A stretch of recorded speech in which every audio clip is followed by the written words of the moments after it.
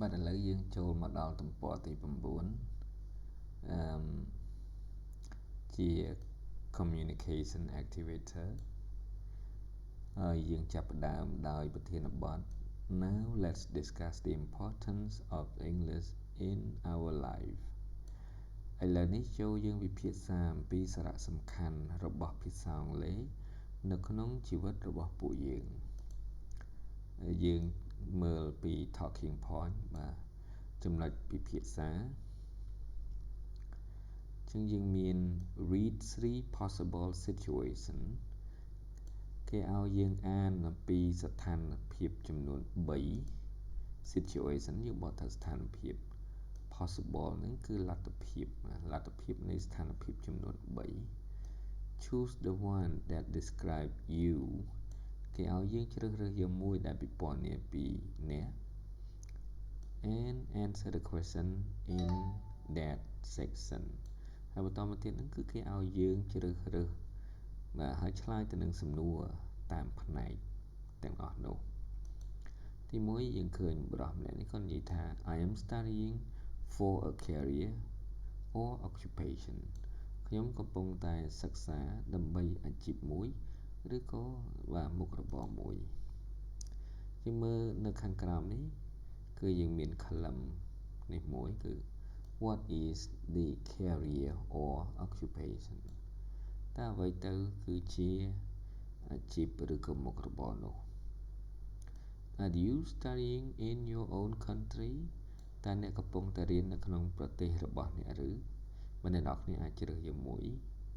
Yes ឬក៏ No ទី2 What country is that តើនោះជាប្រទេសអ្វី Where are you studying តើអ្នកឯងកំពុងតែរៀននៅទីណា Do people with your career need English តើមនុស្សដែលស្ថិតនៅក្នុងអាជីពរបស់អ្នកត្រូវការភាសាអង់គ្លេសដែរឬទេយើងឆ្លើយមក Yes ឬក៏ No ណាមួយទៀត If so នេះយើងបកថាប្រសិនបើដូច្នេះ Why do they need English ហេតុអ្វីបានជាពួកគេត្រូវការភាសាអង់គ្លេសអញ្ចឹងជំរើសវាមានច្រើនអ្នកនរគ្នាអាចជ្រើសរើសទីហោជំរើសទី1 To speak with others in meetings ដើម្បីនិយាយជាមួយអ្នកដទៃនៅក្នុងកិច្ចប្រជុំ To speak with others in video conferences ដើម្បីនិយាយជាមួយអ្នកដទៃនៅក្នុងvideo conference មានន័យថាអានឹងគឺជាការទូរស័ព្ទរកគ្នាដោយមានរូបភាពមានរូបភាពជាវីដេអូ To study in another country ដើម្បីរៀននៅប្រទេសមួយផ្សេងទៀត To work with a visitor to my country ដើម្បីធ្វើការជាមួយនឹងភ្ញៀវទេសចរដែលមកកាន់ប្រទេសរបស់ខ្ញុំ To work with people in other country ដើម្បីធ្វើការជាមួយនឹងមនុស្សដទៃនៅប្រទេសផ្សេងទៀតមកនៅកន្លងទី2អ្នកនរគ្នាឃើញ What is the career or occupation បាទតើអ្វីជាអាជីពឬក៏មុខរបរ Do you work in your country តើអ្នកធ្វើការនៅក្នុងប្រទេសរបស់អ្នកឬបាទជ្រើសជាចម្លើយមក Yes ឬក៏ No ចឹងមក If so what country is that បើសិនដូច្នេះមែនតើនៅប្រទេសនោះឈ្មោះអី or if not ប្រសិនបើមិនដូច្នេះទេ In what country do you work តើអ្នកធ្វើការនៅប្រទេសណាដែរ Do you use English in your work តើអ្នកប្រើភាសាអង់គ្លេសនៅកន្លែងធ្វើការរបស់អ្នកឬជ្រើសមក Yes ឬក៏ No ដែរមកណា If so ប្រសិនបើដូច្នេះ How often do you use English តើអ្នកប្រើប្រាស់ភាសាអង់គ្លេសញឹកញាប់ឬទេ Sometimes បកថាពេលខ្លះ Often រឿយ All the time បកថាគ្រប់ពេលវេលាអ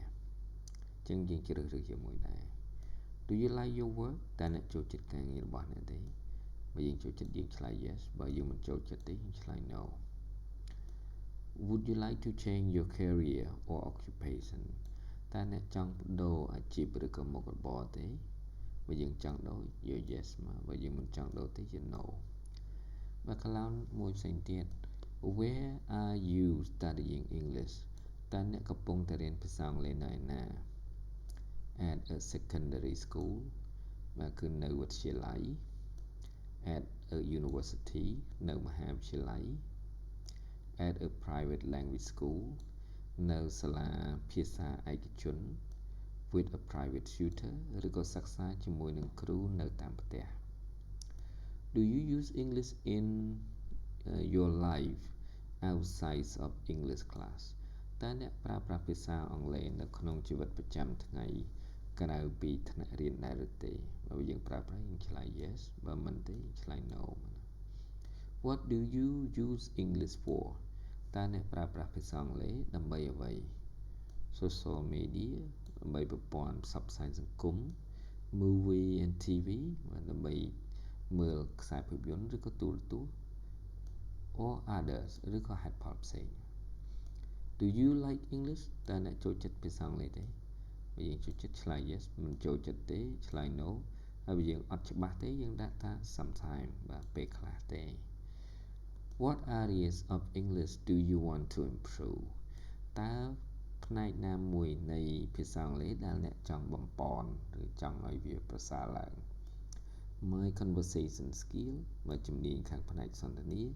My reading comprehension ជំនាញខាងផ្នែកការអាន My reading comprehension ជំនាញខាងផ្នែកស្ដាប់ My listening បាទ My pronunciation ការបញ្ចេញសំឡេងរបស់ខ្ញុំ or others ឬក៏ហេតុផលផ្សេងបាទសូមអរគុណ